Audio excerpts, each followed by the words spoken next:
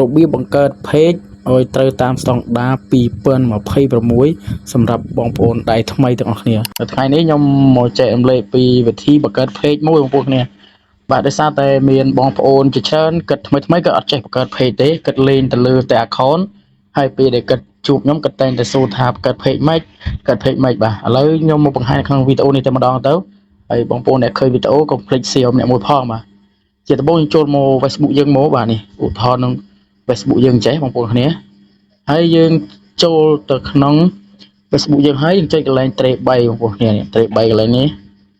ទៅមកយើងរកមើលពាក្យថា page ឬក៏សញ្ញាទង់បែបនេះដូចដែលខ្ញុំចង្អុលហើយយើងចុចចូលវាមកបាទនេះ page ខ្ញុំមានមួយហើយខ្ញុំបង្កើតមួយហើយឬយើងចុចកន្លែងថា create បើភាសាខ្មែរគេថាបង្កើតបាទបង្កើតចុចកន្លែងបង្កើតនេះមកខ្ញុំដាក់ស្ញាប់រួចមកមើលណាច្បាស់ចុចពកបាទវានឹងចេញមកទម្រង់បែបនេះគេដាក់ថា page name បាទឈ្មោះ page បងប្អូនគ្នាបាទនេះក្នុងប្រអប់វែងមួយនេះយើងចុចចូលមកបាទចុចពកមកវានឹងលូតទម្រង់ឲ្យយើងសរសេរហើយយើងមើលមកក្រោមយើងចង់ដាក់ជាភាសាខ្មែរយើងដូរភាសាមកបាទចង់ដាក់ឈ្មោះអីសរសេរទៅតាមការស្រឡាញ់របស់បងប្អូនឈ្មោះរបស់បងប្អូនទៅបាទឥឡូវខ្ញុំបង្កើតជាភាសាអង់គ្លេសឈ្មោះខ្ញុំដាក់ឈ្មោះពិតបាទខ្ញុំដាក់ឈ្មោះពិតអីទៅបងប្អូនចង់ដាក់ឈ្មោះលេងបែបណាក៏ដាក់ទៅបាទបងប្អូនចង់ដាក់ឈ្មោះពិតក៏ដាក់ទៅបាទឥឡូវខ្ញុំដាក់ឈ្មោះពិតរបស់ខ្ញុំបាទកើតទៅបាទ KHOEUT បាទហើយខ្ញុំដក clear ជាអក្សរធំមួយហើយ OK បាទតែមកយើងខ្ញុំដាក់ទៅរហូតខ្ញុំបញ្ជាក់ថា page ព្រោះខ្ញុំមាន account ឈ្មោះនេះច្រើនបាទខ្ញុំបញ្ជាក់ខាងក្រោយដាក់ថា page PAGE មកបាទនេះបាទគិតទៅ page បន្ទាប់មកយើងធ្វើការចុច next បងប្អូននេះបាទចុចពាក្យ next ខាងក្រោម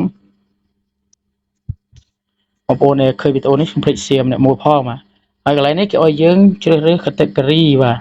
យើងជ្រើសរើសប្រភេទមួយណាក៏បានដែរក្នុង3នេះបាទយើងចង់ search ក៏បានដែរបងប្អូននេះបាទ search ក៏បានដែរយើងដាក់ថា creator ទៅបាទ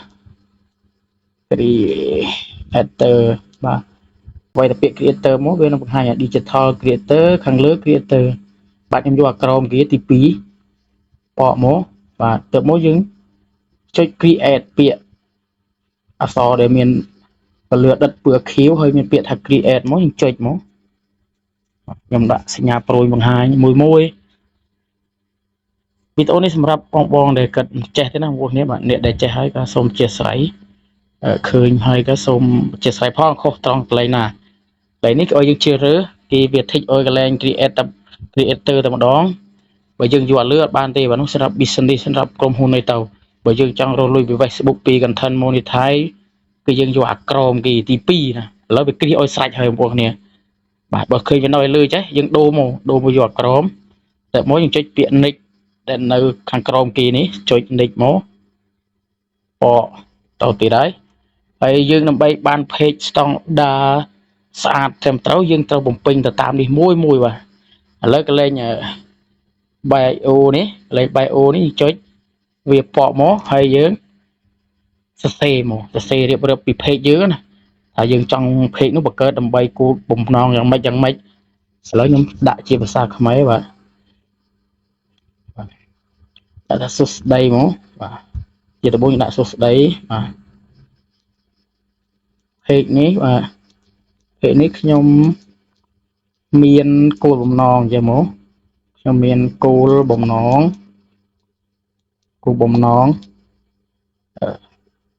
បង្កើតឡើងចែករំលែកបង្កើតឡើងដើម្បីចែករំលែកចំណេះដឹងចែករំលែកចំណេះដឹងនិងការកំសាន្តទៅការកំសាន្តខុសកំសាន្តម៉ូជិងសស្អាណូជិងតបាទការកំសាន្តសេបែបនេះក៏បានដែរបាទទៅបងចុច nick មកបាទបកមក រួចមួយអូខេយើងថយមួយសិនបាទទៅនិចទៀតច្រឡំបងប្អូនថយមកក្រោយវិញនៅតម្រងនេះដដែលមកបាទហើយបងប្អូនអូសទៅលើសិនបាទចុចអូសទៅលើកន្លែងនេះគេឲ្យយើងពេញស្អីគេនេះមិនបាច់ទេបាទ Gmail បើយើងមានដាក់មកបាទឥឡូវខ្ញុំដាក់ Gmail ខ្ញុំនេះមួយលេខទូរស័ព្ទបើបងប្អូនមានក៏ដាក់ទៅបាទខ្ញុំដាក់លេខនេះមួយទៀតកន្លែង location យើងចុចមកនេះ location យើងចង់ដាក់ណា Cambodia បាទយើងដាក់ទៅបាទ Cambodia មកនេះ Cambodia សារភេកយើងបង្កើតនៅខ្មែរយើងដាក់ Cambodia មកបងប្អូននេះបាទខ្ញុំច្រឡំទៅមុខរហូតបាទហើយកន្លែង City Town នេះគឺយើងដាក់មកយើងដាក់ទៅបាទយើងនៅភ្នំពេញអីយើងដាក់ទៅនៅសៀមរាបនៅបាត់ដំបងអីដាក់តាមទៅបាទដូចខ្ញុំនៅសៀមរាបខ្ញុំដាក់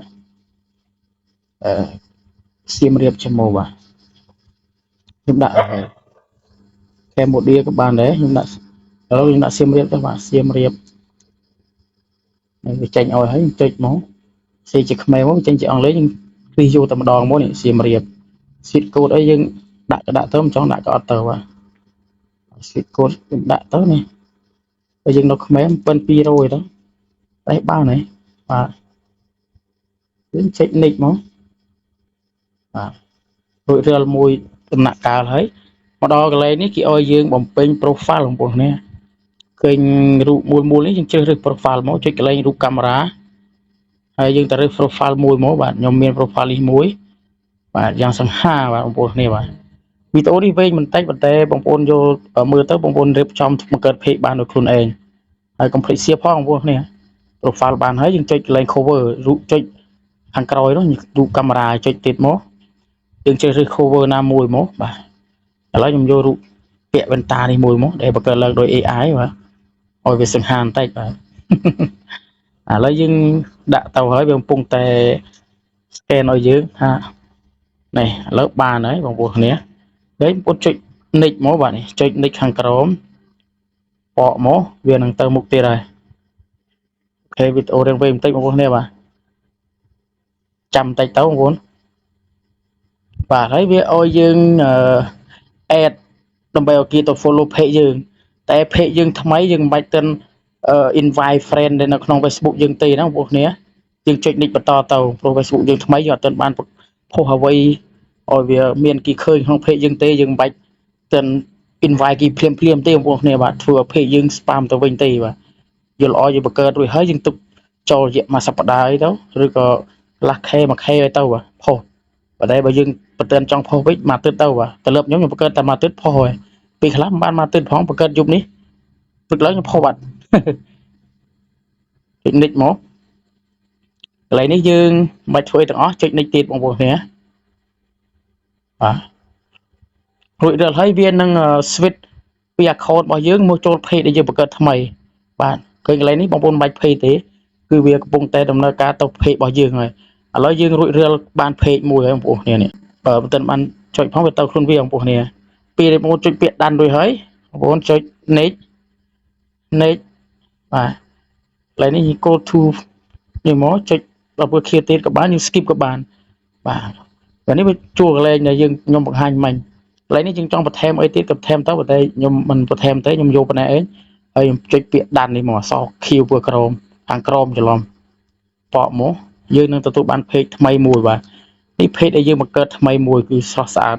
បែបនេះបាទហើយយើងចង់ check page ដែលយើងបង្កើតថ្មីនោះគ្រប់គ្រាន់លក្ខណៈហើយនោះយើងចុចលើ profile មកបាទចុចលើ profile យើងបកមកវានឹងបង្ហាញទម្រង់ page យើងបែបនេះនេះឈ្មោះយើង profile យើងដែលយើងបានរៀបចំមិញបាទដោយសារយើងអត់ទាន់មាន friend គឺអត់ទាន់មាន follow ច្រឡំគឺឃើញបែបនេះឯងហើយយើងចុច see dashboard មក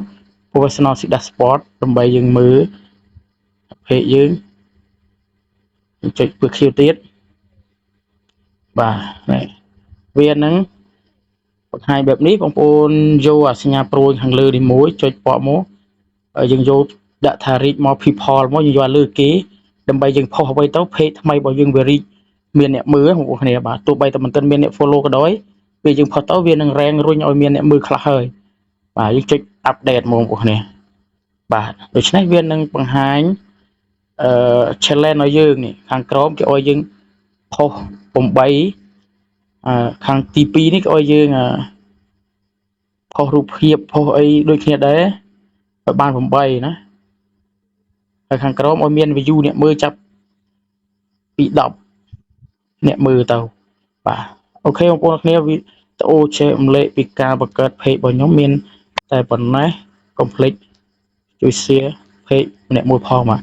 ហើយនឹងទៅ subscribe channel YouTube ឲ្យខ្ញុំបាទអ្នកមួយផងអរគុណជម្រាបលាជួបគ្នានៅវីដេអូក្រោយ